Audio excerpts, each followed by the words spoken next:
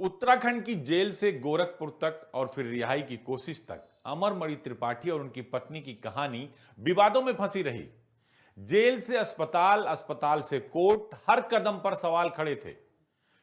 क्यों गोरखपुर में रखा गया, जबकि सुप्रीम कोर्ट ने आदेश दिया था कि हरिद्वार के रोशनाबाद जेल में रहने दिया जाएगा इनको, यानी उनको हरिद्वार की जेल में रहना होगा। लेकिन गोरखपुर की एक कहानी सिर्फ जेल और रिहाई तक सीमित नहीं है। यह सवाल है न्याय की मजबूती का और सिस्टम की परख का था।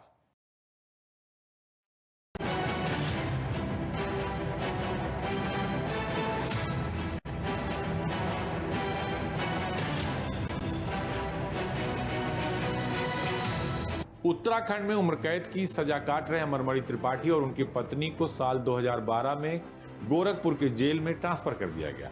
साल 2013 में अमरमणि त्रिपाठी गोरखपुर के ही बीआरडी कॉलेज के हॉस्पिटल में पहुंच गए।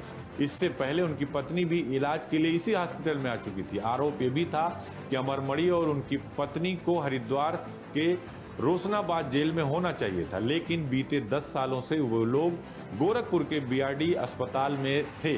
गोरखपुर उनका घर है। उन्हें ऐसी क्या बीमारी है जिसका इलाज देहरादून या किसी अन्य जगहों पर नहीं हो सकता था।